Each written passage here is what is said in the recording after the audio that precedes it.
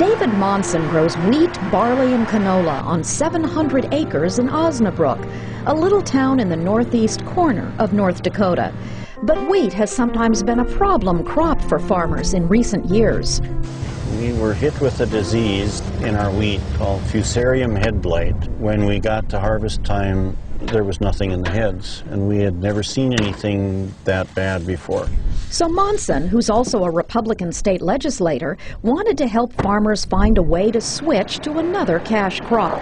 He happened to read about hemp. It was talking about industrial hemp legislation being introduced in other states, including Minnesota and many other states, and it talked about how Canada was raising it now and how much profit they could make on it and all that. One reason for the interest is that hemp is so versatile. There are more than 25,000 uses, ranging from food to fiber.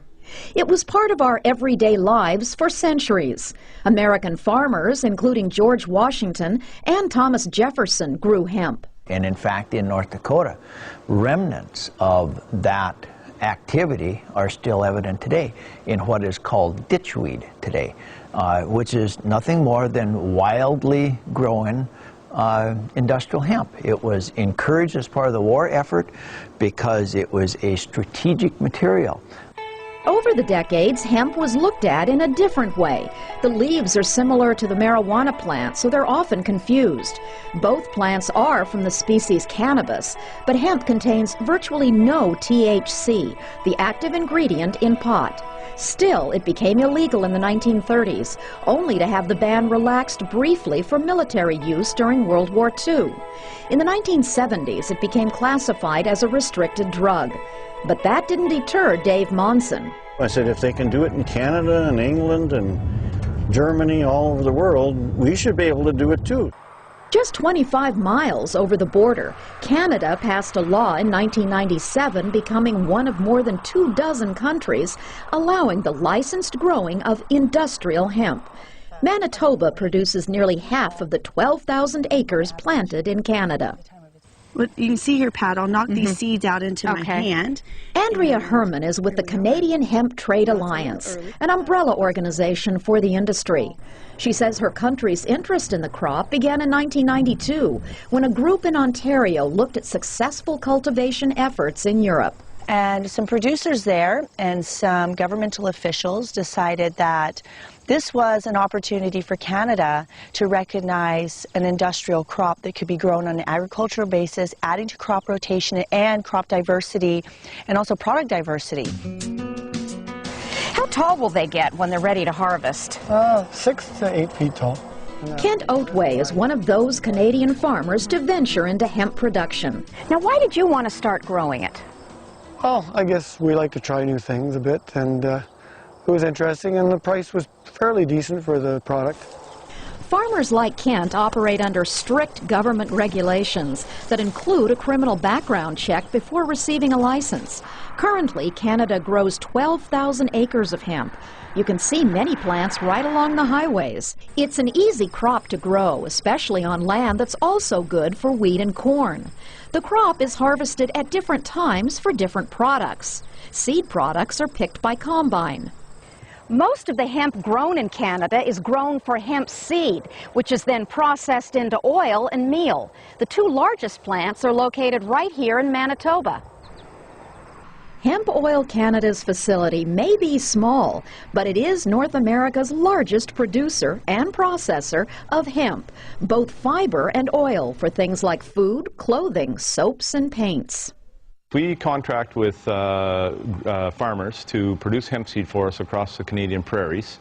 We then bring it in and process it here in St. Agath into hemp seed oil, hulled hemp seed or shelled hemp seed.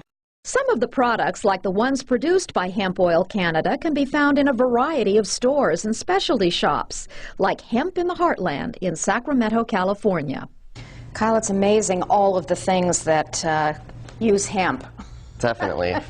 We carry clothing, food, paper products. Hemp yields something like 4 times more paper per acre than wood pulp, so it's an incredible alternative. The U.S. is one of the biggest markets for hemp items. Dave Monson hopes one day to supply the crop. In 1999, North Dakota became the first state to legalize hemp cultivation. and Monson was the first to receive a state license. He still can't grow it, however, because the law also requires federal approval. So far, that hasn't happened, which means North Dakota farmers will keep up efforts to someday get the crop into their fields. Hemp has played a role in world commerce for thousands of years. The plant was originally cultivated in China to make rope, as well as fish nets. Hemp was widely grown for use in paper making early in America's history.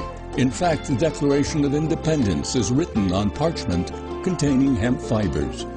It could be a multi-trillion-dollar industry had it kept going from the early days if it hadn't been outlawed because of its relationship to marijuana.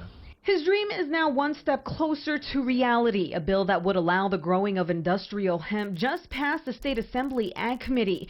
It would permit the growing of hemp as an 8-year pilot program in Kern, Kings, and San Joaquin counties. A number of law enforcement agencies are against the plan. They say growers can easily hide marijuana in hemp fields, bringing more crime to the area. Myers says this isn't the case. You can't grow marijuana in a hemp field. It would get pollinated by the male plants and would cease to produce the THC, or well, it wouldn't produce it at all.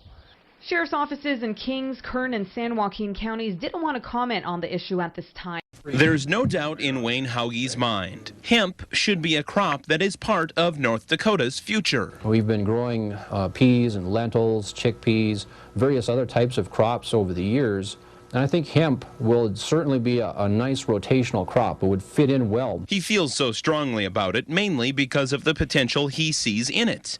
Everything in front of him, samples he requested, is made from hemp. Much to my surprise, about 3 weeks ago, I received 3 boxes in the mail. 3 really big boxes of various products from manufacturers across the entire United States. There were others we could have shown you, but unfortunately, I can't provide you a lot of samples because these products taste too good. And I've eaten an awful lot of these. Oils, lotions, food, milk-like products, and more, all made from hemp. The silk and hemp is extremely soft, very pretty looking. I can see some gal in about 3 years making a prom dress out of this stuff. But for that to happen in North Dakota, the federal government's stance on the crop must change. A lawsuit brought against the feds was recently tossed out, and North Dakota's congressional delegation has decided not to pursue it in Congress.